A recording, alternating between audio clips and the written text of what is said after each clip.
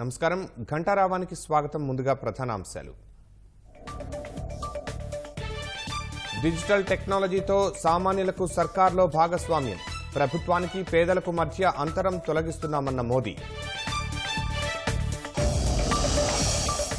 కనిగిరిలో కోట్ల విలువైన స్థలంపై వైకాపా నేతల కన్ను, మున్సిపల్ కార్యాలయం భూమి కబ్జా యత్నంపై విమర్శలు.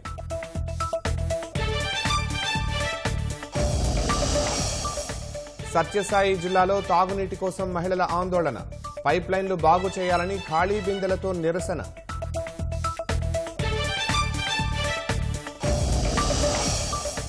రాష్ట్ర వ్యాప్తంగా ఘనంగా తెలుగుదేశం పార్టీ ఆవిర్భావ వేడుకలు, ప్రజలకు బంగారు భవిష్యత్ అందించడమే లక్ష్యమన్న చంద్రబాబు.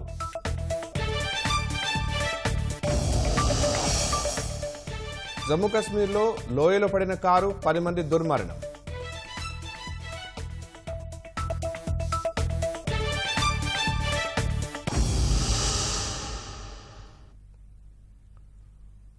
ప్రకాశం జిల్లా కనిగిరిలో వైకాపా నాయకులు కోట్ల రూపాయలు విలువ చేసే స్థలంపై కన్నేశారు. నూతన మున్సిపల్ కార్యాలయం కోసం కేటాయించిన స్థలాన్ని ఆక్రమించేందుకు సిద్ధమయ్యారు.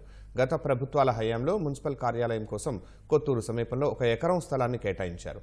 అప్పటి మున్సిపల్ శాఖ మంత్రి మహీధర్ రెడ్డి, కనిగిరి ఎమ్మెల్యే ఉగ్ర నరసింహారెడ్డి ఆధ్వర్యంలో ఓ శిలాఫలకాన్ని ఏర్పాటు చేశారు. అప్పటి నుంచి ఎలాంటి నిర్మాణాలు చేపట్టకపోవడంతో పిచ్చి మొక్కలు మొలిశాయి. ఆ స్థలంపై కన్నేసిన వైకాపా నాయకులు రాత్రికి రాత్రే అక్కడ ఉన్న శిలాఫలకాన్ని ధ్వంసం చేశారు. శిలాఫలకం ఆనవాళ్లు కనిపించకుండా మట్టిలో పూడ్చి చేశారు. ఆ ప్రాంతమంతా చదును చేసి పంచుకునేందుకు సిద్ధమైనట్లు తెలుస్తోంది. స్థానిక అధికారులు ఎన్నికల పనుల్లో నిమగ్నమై ఉండడంతో ఇదే అదనుగా అధికార పార్టీ నాయకులు కబ్జాకు పాల్పడుతున్నట్లు సమాచారం. కోట్ల రూపాయలు విలువ చేసే స్థలాన్ని కబ్జా చేసేందుకు వైకాపా నేతలు ప్రయత్నించడంపై పట్టణ ప్రజల నుంచి తీవ్ర విమర్శలు వినిపిస్తున్నాయి. అనంతపురం జిల్లా ఉరవకొండలో ఇంటింటికి స్టిక్కర్లు అంటించిన వైకాపా నాయకులపై కేసు నమోదైంది. ఎమ్మెల్యే అభ్యర్థి విశ్వేశ్వరరెడ్డి 11వ వార్డులో ఎన్నికల ప్రచారం నిర్వహించారు. ఈ నేపథ్యంలో వైకాపా నాయకులు ఎన్నికల నిబంధనలకు విరుద్ధంగా ఇంటింటికి స్టిక్కర్లు అంటించినట్లు ఈటీవీ ఈనాడులో కథనాలు వచ్చాయి. దీనిపై స్పందించిన ఎంపీడీఓ అమృతరాజ్ ఉరవకొండ పోలీస్ స్టేషన్లో ఫిర్యాదు చేశారు. ఎన్నికల ప్రచారంలో వైకాపా నేతలకు చేదు అనుభవాలు ఎదురవుతూనే ఉన్నాయి. బస్సుల్లో, ప్రైవేటు వాహనాల్లో భారీగా జనాన్ని తరలించినా ముఖ్య నేతల ప్రసంగాలు ముగిసే వరకు కూడా జనం ఉండడం లేదు. నెల్లూరు జిల్లా ఉదయగిరి నియోజకవర్గంలో వైకాపా ఎంపీ అభ్యర్థి విజయసాయిరెడ్డికి ఘోర అవమానం ఎదురైంది. సీతారామపురంలో ప్రచార రథంపై ప్రసంగిస్తూ ఉండగా జనం ఒక్కసారిగా లేచి వెళ్లేందుకు సిద్ధమయ్యారు. ఆ పార్టీ కార్యకర్తలు సైతం ప్రసంగం సమయంలోనే ఇంటి బాట పట్టారు. దీన్ని గమనించిన వైకాపా నేతలు వెళ్లవద్దు, ఆగండి ఆగండి అని బ్రతిమలాడుకున్నారు. భోజనాలు ఉన్నాయి అంటూ మైక్లో అనౌన్స్ చేస్తూ వారిని ఆపే ప్రయత్నం చేశారు. ఈ వీడియో సోషల్ మీడియాలో హల్చల్ చేస్తోంది. వెళ్ళిపోతున్నారు, పెద్ద ఆయన మాట్లాడుతున్నాడు. అమ్మా, అందరికీ భోజనాలు ఉన్నాయి, ఆగండి ఆగండి, చెప్పిన దానికైనా ఆగండి, ఎనికి రండి రండి, ఎనికి రండి, ఒక్కసారి ఇటు చూడండి. మీరు వెళ్ళిపోయే వాళ్ళు మాకు లోపడుతున్నారు, మీరు పోవద్దు. మన పెద్దల గౌరవ పెద్దలు విజయసాయిరెడ్డి గారు మహిళలతో వెళ్ళిపోతున్నారు, పెద్ద ఆయన మాట్లాడుతున్నాడు. అమ్మా, అందరికీ భోజనాలు ఉన్నాయి, ఆగండి ఆగండి, చెప్పిన దానికైనా ఆగండి, ఎనికి రండి రండి, ఎనికి రండి, ఒక్కసారి ఇటు చూడండి. మీరు వెళ్ళిపోయే వాళ్ళు మాకు లోపడుతున్నారు, మీరు పోవద్దు. మన పెద్దల గౌరవ పెద్దలు విజయసాయిరెడ్డి గారు బాపట్ల జిల్లా చీరాల నియోజకవర్గంలో వైకాపా నేతల మధ్య విభేదాలు అధికార పార్టీకి మింగుడు పడటం లేదు. ఇప్పటికే చీరాల ఎమ్మెల్యే అభ్యర్థిగా కరణం వెంకటేష్కు వైకాపా అధిష్టానం టికెట్ ఖరారు చేయడంతో ఆయన ఎన్నికల ప్రచారంలో నిమగ్నమయ్యారు. మరోవైపు చీరాల మాజీ ఎమ్మెల్యే ఆమంచి కృష్ణమోహన్ నియోజకవర్గంలో రాత్రింబవళ్లు సమావేశాలు నిర్వహిస్తున్నారు. చీరాల వైకాపా టికెట్ స్థానికులకే కేటాయించాలనే అంశాన్ని తెర మీదకు తీసుకొచ్చి తన అనుచరులతో సమావేశాలు నిర్వహిస్తున్నారు. పర్చూరు నియోజకవర్గ వైకాపా ఇన్ఛార్జిగా ఉన్న కృష్ణమోహన్ను తప్పించి ఎడం బాలాజీకి వైకాపా అధిష్టానం టికెట్ ఇచ్చింది. ఈ పరిస్థితుల్లో ఆమంచి తిరిగి చీరాల నియోజకవర్గంలో ప్రతిరోజు సమావేశాలు నిర్వహిస్తుండడం అధికార వైకాపాకు తలనొప్పిగా మారింది. తెలుగుదేశం అభిమానులకు, కార్యకర్తలకు పార్టీ 42వ ఆవిర్భావ దినోత్సవం సందర్భంగా అధినేత చంద్రబాబు, జాతీయ ప్రధాన కార్యదర్శి నారా లోకేష్ శుభాకాంక్షలు తెలిపారు. కందుకూరి వీరేశలింగం, గురజాడ అప్పారావు, పొట్టి శ్రీరాములు, అంబేద్కర్, జ్యోతిబా పూలే వంటి మహాశైల స్ఫూర్తిగా 1982లో ఇదే రోజున ఎన్టీఆర్ తెలుగుదేశం పార్టీని ప్రకటించారని చంద్రబాబు గుర్తు చేశారు. రాజకీయం అంటే అధికారం అనుభవించడం కాదని, ప్రజలకు సేవ చేయటం అంటూ దేశ రాజకీయాలకు సంక్షేమ పాలన నేర్పారని ఆయన కొనియాడారు. బడుగు బలహీన వర్గాల ప్రజలు కేవలం ఓటర్లుగా మిగిలిపోకుండా రాజకీయాలను శాసించే స్థాయికి వెళ్లాలి అంటూ ఇటు పార్టీలోనూ అటు పాలనలోనూ పదవులు ఇచ్చారని తెలిపారు. ఆనాటి నుంచి నేటి వరకు తెలుగు ప్రజల ఖ్యాతి, అభ్యున్నతి లక్ష్యంగా తెలుగు ప్రజల సేవలో పార్టీ నిమగ్నమై ఉందని పేర్కొన్నారు. ఇక ముందు కూడా ఇదే అంకిత భావంతో తెలుగు ప్రజల బంగారు భవిష్యత్తుకు కృషి చేస్తుందని చంద్రబాబు స్పష్టం చేశారు. తెలుగు ప్రజల ఆత్మగౌరవం కోసం పుట్టింది తెలుగుదేశమని లోకేష్ స్పష్టం చేశారు. అణగారిన వర్గాలకు అండగా నిలిచింది పసుపు జెండా అని పేర్కొన్నారు. సమాజమే దేవాలయం, ప్రజలే దేవుళ్ళు అన్న ఎన్టీఆర్ ఆశయ సాధన తెలుగు రాష్ట్రాల అభివృద్ధి, ప్రజా సంక్షేమానికి అహర్నిశలు శ్రమిస్తున్నామని లోకేష్ స్పష్టం చేశారు.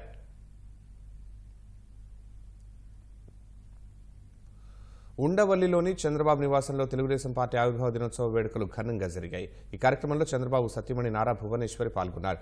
ఎన్టీఆర్ చిత్రపటానికి నివాళులు అర్పించారు. అనంతరం పార్టీ శ్రేణులు కార్యకర్తలతో కలిసి భువనేశ్వరి కేక్ కట్ చేశారు.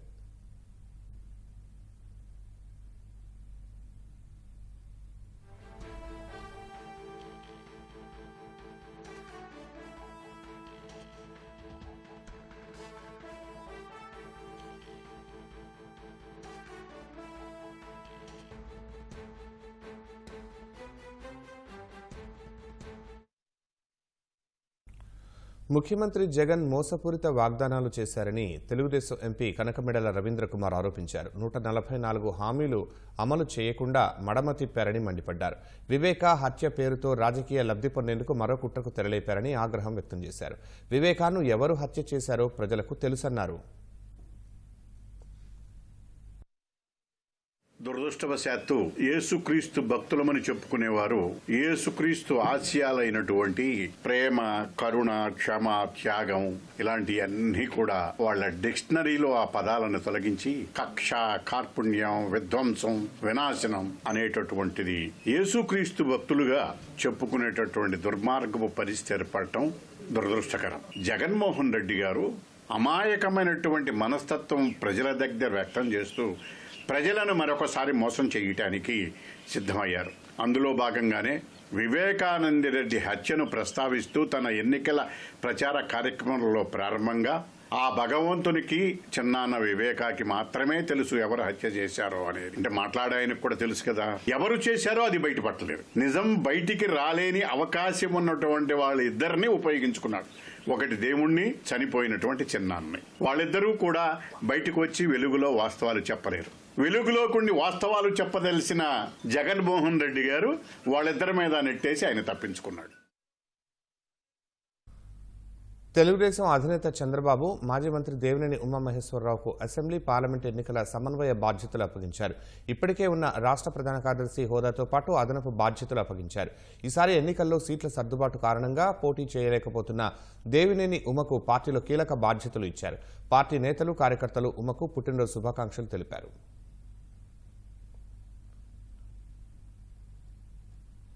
అన్నమయ్య జిల్లా నారాయణ నెల్లూరు గ్రామ సమీపంలోని చెయ్యేరు నదిలో అక్రమంగా ఇసుక తవ్వకాలు జరుపుతున్న అధికారులు చోద్యం చూస్తున్నారు. వైకాపా నాయకుల అండదండలతో నిత్యం వందలాది లారీల ఇసుకను తరలిస్తున్నారని స్థానికులు ఆరోపించారు. హైకోర్టు ఆదేశాలను బేఖాతరు చేస్తూ ఇసుక తవ్వేస్తున్నారని సెబ్ అధికారులను తాము ప్రశ్నిస్తే తవ్వకాలకు అనుమతి ఉందంటూ బుకాయిస్తున్నారని స్థానికులు ఆవేదన వ్యక్తం చేశారు. ఇప్పుడు మీ ఎదురుగానే దాదాపు చాలా ట్రాక్టర్లు, టిప్పర్లు పర్మిషన్ పెట్టుకునే కదా చేస్తున్నారు.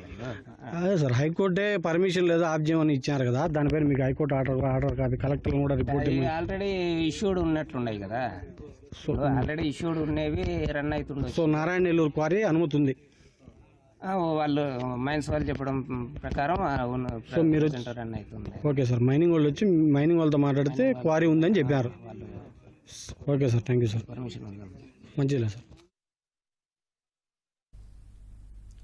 బాపట్ల జిల్లా Chirala group temples EO GVL Kumar నిధుల దుర్వినియోగానికి పాల్పడటంతో అధికారులు సస్పెండ్ చేశారు. దేవాదాయ శాఖ ఆధ్వర్యంలో చీరాలలో ఉన్న కొత్తమాసు సత్రానికి సంబంధించిన 32 లక్షల నగదును ఎటువంటి అనుమతులు లేకుండానే ఈవో డ్రా చేసినట్లు గతంలో దానికి ట్రస్టీగా ఉన్న నేరెళ్ల గోపాలం ఫిర్యాదు చేశారు. దీనిపై విచారణ జరిపిన అధికారులు వాస్తవమని తేలడంతో కుమార్ను సస్పెండ్ చేశారు. అతనిపై క్రిమినల్ కేసు పెడతామని దేవాదాయ శాఖ డిప్యూటీ కమిషనర్ మహేశ్వర్ రెడ్డి తెలిపారు. ప్రస్తుతం చీరాల గ్రూప్ టెంపుల్స్ ఇన్ఛార్జిగా శ్రీనివాసరావును నియమించినట్లు తెలిపారు. గ్రామీణ పట్టణ ప్రాంతాల్లో తాగునీటికి ఇబ్బంది లేకుండా అవసరమైన చర్యలు తీసుకోవాలని సిఎస్ జవహర్ రెడ్డి అధికారులను ఆదేశించారు. తాగునీటి సరఫరా పరిస్థితులపై జలవనరులు, పంచాయతీరాజ్, గ్రామీణ అభివృద్ధి, గ్రామీణ రక్షిత మంచినీటి సరఫరా, పట్టణ మంచినీటి సరఫరా విభాగాల అధికారులతో సమీక్షించారు. రాష్ట్రంలోని అన్ని సిపిడబ్ల్యూఎస్ స్కీమ్లు సక్రమంగా పనిచేసేలా చర్యలు తీసుకోవాలని తెలిపారు. ప్రతిరోజు గ్రామీణ పట్టణ ప్రాంతాల్లో నీటి నాణ్యత పరీక్షలు నిర్వహించాలని సూచించారు. తాగునీటి సరఫరా పరిస్థితులను గ్రామ స్థాయి వరకు సంబంధిత శాఖల అధికారులు ప్రతిరోజు మానిటర్ చేయాలని తెలిపారు. తాగునీటి ఎద్దడి గల ఆవాసాలకు ట్యాంకుల ద్వారా సరఫరా చేసే విధానాన్ని మానిటర్ చేసేందుకు రూపొందించిన యాప్ను వెంటనే అందుబాటులోకి తీసుకురావాలని ఆదేశించారు. 9 జిల్లాల్లో తాగునీటికి పెద్దగా ఇబ్బంది లేదని నివేదించిన కలెక్టర్లు మిగతా 17 జిల్లాల్లోనూ ఇబ్బందులు అధిగమించేందుకు తగిన చర్యలు తీసుకుంటున్నామని సిఎస్కి వివరించారు. 388 కరవ మండలాలు, 492 ఇతర మండలాలు, మొత్తం 885 ఆవాసాలకు ట్యాంకుల ద్వారా నీటిని సరఫరా చేయాలని ప్రతిపాదనలు రాగా ఈ నెలలో 109 ఆవాసాలకు అందించేందుకు చర్యలు తీసుకున్నట్లు తెలిపారు.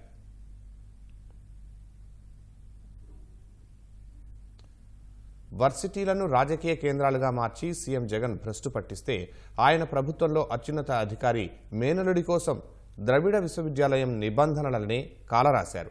వర్సిటీ విభాగాలపై ఒత్తిడి తెచ్చి బోధనేతర సిబ్బందిని అధ్యాపకులుగా మార్చారు. దీనికి ఉన్నత విద్యామండలిలోని ఓ కీలక వ్యక్తి సహకారం అందించారు. ప్రభుత్వంలోని అత్యున్నత అధికారి చిత్తూరు జిల్లాలోని ద్రవిడ విశ్వవిద్యాలయంలో నిబంధనలకు పాతరేశారు. బినామీ పేర్లతో విశాఖలో భారీగా అసైన్డ్ భూముల్ని కొనుగోలు చేసినట్లు ఆరోపణలు ఎదుర్కొంటున్న ఆ అత్యున్నతాధికారి నిబంధనలు మార్చి తన మేనల్లుడికి నజరానా ఇచ్చారు. ద్రవిడ సాహిత్యం కోసం వర్సిటీలో ప్రచురణల విభాగాన్ని ఏర్పాటు చేశారు. ఇందులో ప్రభుత్వ అత్యున్నతాధికారి మేనల్లుడితో సహా 11 మంది బోధనేతర సిబ్బంది పనిచేస్తున్నారు. ఆయన మేనల్లుడు సహాయ డైరెక్టర్ హోదాలో ఉన్నారు. వాస్తవంగా వీరు ద్రవిడ భాష పుస్తకాల ముద్రణ చేపట్టాలి. మేనల్లుడికి లబ్ధి చేకూర్చేందుకు ఆయా బోధనేతర పోస్టుల్ని బోధనలోకి మార్చేందుకు అత్యున్నతాధికారి తన అధికారాన్ని వినియోగించారు. డైరెక్టర్ పోస్టును ప్రొఫెసర్ గా, డిప్యూటీ డైరెక్టర్ ను అసోసియేట్ ప్రొఫెసర్ గా, ఎడిటోరియల్ సహాయకులు, సహాయ డైరెక్టర్లు, సహాయ ఎడిటర్ పోస్టుల్ని సహాయ ఆచార్యులుగా మార్పు చేస్తూ ఆర్థిక శాఖ ఉత్తర్వులు ఇచ్చేసింది.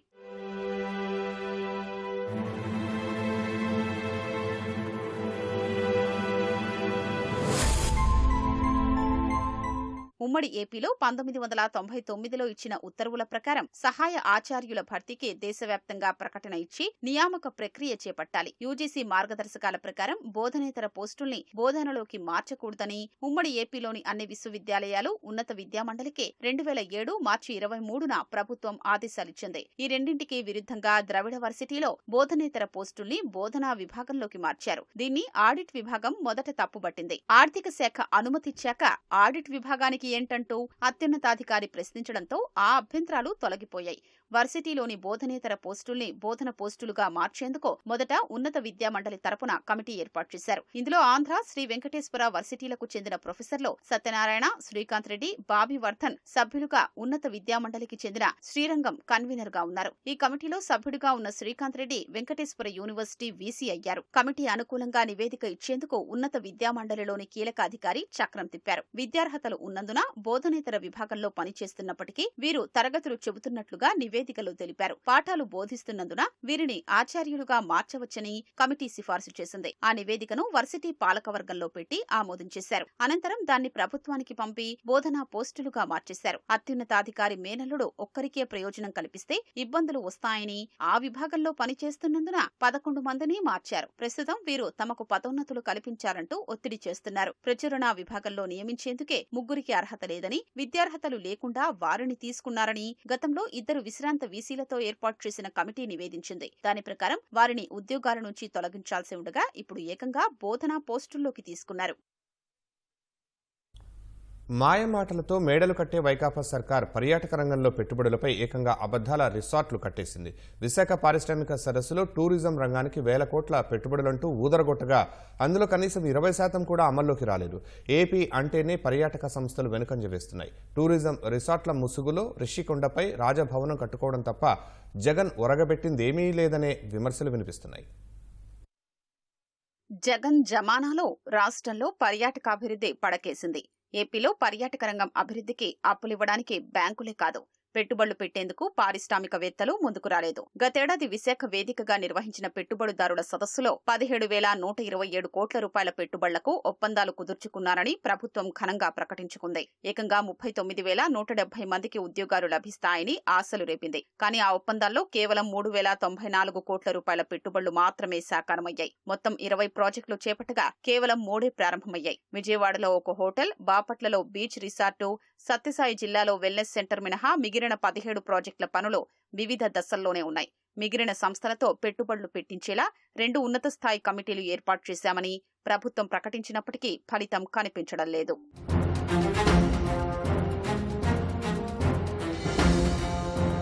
పెట్టుబడులపై ప్రభుత్వ రాయితీలు కాగితాలకే పరిమితమవడంతో ఎక్కువ మంది ఆసక్తి చూపడం లేదు. పెట్టుబడులు పెట్టి హోటళ్లు ప్రారంభించే వారికి ఏపీ జీఎస్టీ 5 ఏళ్ల వరకు మినహాయింపు, బార్ల ఫీజుల్లో రాయితీ వంటివి సరిగా అమలు కావటం లేదు. హోటళ్ల నిర్వాహకుల నుంచి ప్రభుత్వం ముక్కుపిండి వసూలు చేస్తోంది. ఈ ఏడాది జనవరి 29 నుంచి 31 వరకు 3 రోజుల పాటు విశాఖలో నిర్వహించిన దక్షిణ భారత హోటళ్ల అసోసియేషన్ సదస్సులో రాష్ట్ర ప్రభుత్వ ప్రాతినిధ్యమే లేదు. కర్ణాటక, తమిళనాడు, కేరళ తదితర రాష్ట్రాల పర్యాటక శాఖల నుంచి ఆయా ప్రభుత్వాల ముఖ్య కార్యదర్శులు హాజరైనా ఏపీ నుంచి ఎవ్వరూ పాల్గొనలేదు.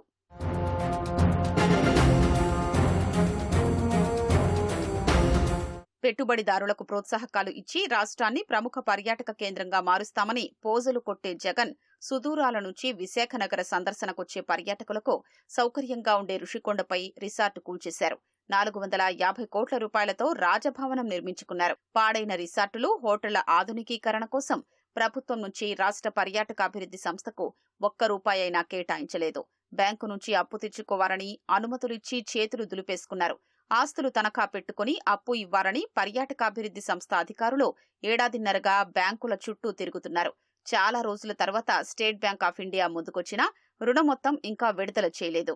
ఇదే టూరిజం ప్రాజెక్టులో భాగంగానే రుషికొండని పూర్తిగా వీళ్ళు విధ్వంసం చేసి పడేశారు.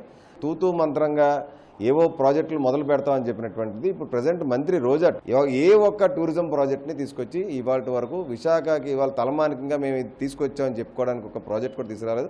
ఉన్న ప్రాజెక్టుని, ఉన్నటువంటి ప్రాంతాలని పూర్తిగా వీళ్ళు కాంక్రీట్ జంగిల్స్ చేసేసి వీళ్ళు స్వార్థ ప్రయోజనాల కోసం, రియల్ ఎస్టేట్ వ్యాపారం కోసం టూరిజం ప్రాంతాలను కూడా వాడుకుంటున్నటువంటిది ఇప్పుడిప్పుడే భాగవతం అర్థమవుతా ఉంది.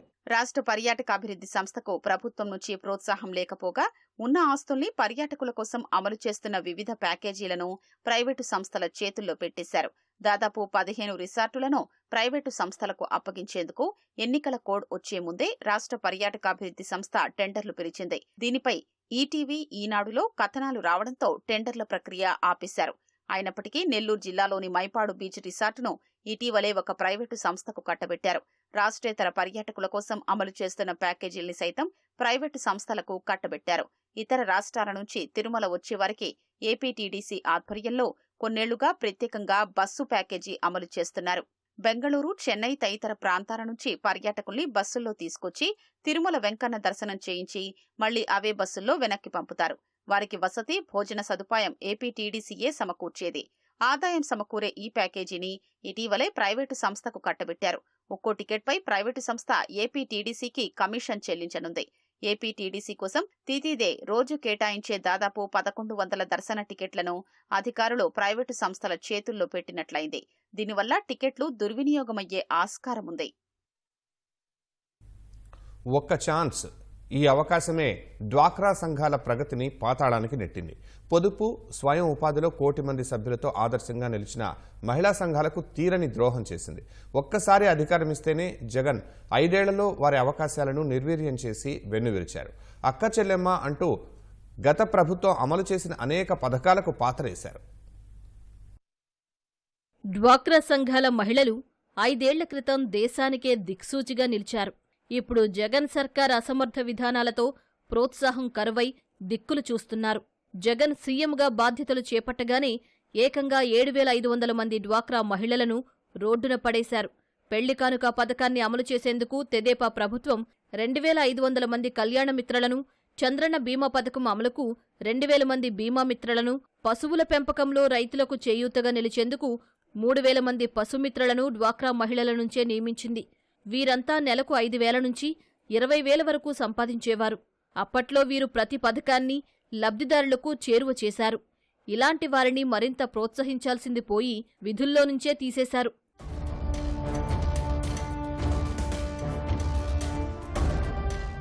ఉన్నతి పథకం కింద తెదేపా ప్రభుత్వంలో డ్వాక్రా మహిళలకు చక్కటి ఆదరవు దక్కేది. మహిళల స్వయం ఉపాధికి చేయూతనివ్వడానికి 2014-19 మధ్య తెదేపా ప్రభుత్వం వీరికి 800 కోట్లను వడ్డీ లేకుండా రుణాలుగా ఇచ్చింది. అప్పును నెలవారీ వాయిదాల్లో తిరిగి కట్టించుకునేది. మహిళా సాధికారతకు పెద్దపీట వేయడంలో తనను మించిన వారే లేరన్నట్లు గొప్పలు చెప్పుకునే జగన్ ఈ 5 ఏళ్లలో ఉన్నతికి ఒక్క రూపాయి కూడా కేటాయించలేదు. గత ప్రభుత్వాలు ఇచ్చిన మొత్తాన్నే రొటేషన్ చేసుకుంటూ కాలాన్ని నెట్టుకొచ్చారు. డ్వాక్రా సంఘాల్లోని 18 నుంచి 59 ఏళ్లు నిండిన మహిళలకు 60 ఏళ్లు దాటిన తర్వాత పింఛన్లు ఇచ్చేందుకు ఉమ్మడి రాష్ట్రంలో 2009లో అభయహస్తం పథకాన్ని తీసుకొచ్చారు. దీనికి అర్హతలున్న మహిళలు ఏటా ప్రీమియం చెల్లిస్తూ వస్తున్నారు. పింఛను చెల్లించేందుకు ప్రభుత్వం ఎల్ఐసితో ఒప్పందం చేసుకుంది. దరఖాస్తుదారుల వాటా, ప్రభుత్వ వాటా కలిపి 2,000 కోట్ల వరకు చేరింది. ఈ నిధిపై కన్నేసిన అభినవ అప్పుల అప్పారావు జగన్ ఎల్ఐసిని పథకం నుంచి తప్పించి ఆ మొత్తాన్ని తీసేసుకున్నారు. 2,000 కోట్లను ఏం చేశారో, ఎటు మళ్లించారో కూడా తెలియడం లేదు. తెదేపా ప్రభుత్వ హయాంలో డ్వాక్రా సంఘాలకు బ్యాంకులిచ్చే రుణ పరిమితి 10 లక్షల వరకు ఉండేది. ఈలోపు రుణం ఎంత తీసుకున్నా 5 లక్షల వరకు సున్నా వడ్డీ రాయితీ వర్తించేది. జగన్ అధికారంలోకి రాగానే 3 లక్షలకే వడ్డీ రాయితీ వర్తించేలా నిర్ణయం తీసుకున్నారు. దాంతో డ్వాక్రా మహిళలపై వడ్డీ భారం పెరిగింది. వడ్డీ ఎందుకు పెరుగుతుందో అర్థం కాక డ్వాక్రా మహిళలు తలలు పట్టుకుంటున్నారు. దీనిపై ఏమీ మాట్లాడకుండా టంచనుగా సున్నా వడ్డీ రాయితీకి బటన్ నొక్కుతున్నట్లు జగన్ బాకాలు ఊదుతున్నారు.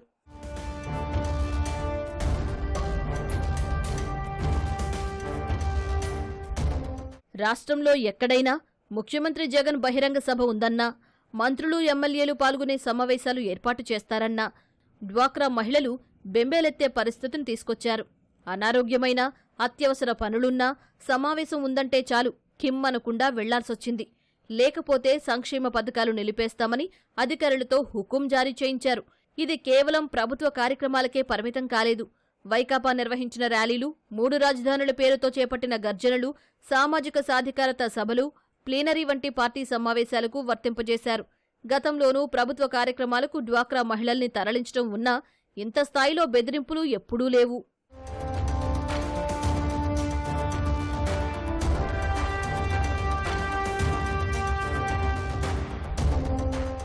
గత తెదేపా ప్రభుత్వ హయాంలో అన్నింటా డ్వాక్రా మహిళలకు అగ్రతాంబూలం దక్కింది. అవకాశమున్న ప్రతిచోట అప్పటి ప్రభుత్వం వారి సేవల్ని వినియోగించుకుంది. ఇందుకు ప్రతిఫలంగా ఆర్థిక ప్రోత్సాహకాలను అందించి వారి కుటుంబాలు నిలదొక్కుకునేలా చేసింది. ఈ సంఘాల సభ్యుల్లోని 1,000 మంది బ్యాంకింగ్ కరస్పాండెంట్ ఏజెంట్లుగా సేవలందించారు. ఉపకార వేతనాలను, ఉపాధి వేతనాలను, పింఛన్లు పంపిణీ చేశారు. బీమా, కళ్యాణ మిత్రులుగా పనిచేశారు. ఏకంగా 3 లక్షల మంది సేంద్రియ వ్యవసాయంలో ప్రవేశించారు. అన్నా సంజీవని పేరుతో జనరిక్ మెడికల్ దుకాణాలు నిర్వహించారు. ఉపాధి హామీ రహదారుల వెంట మొక్కలు పెంచారు. తెదేపా హయాంలో అమలైన ఉచిత ఇసుక విధానాన్ని కూడా తొలుత డ్వాక్రా సంఘాల ద్వారానే చేయించారు. జగన్ ప్రభుత్వంలో ఇంతకంటే ఎక్కువ చేయూత లభిస్తుందని ఆశించిన డ్వాక్రా మహిళలకు భంగపాటే ఎదురైంది. సీఎం పీఠం ఎక్కగానే ఈ విధానాలన్నింటికీ ఆయన చరమగీతం పాడారు.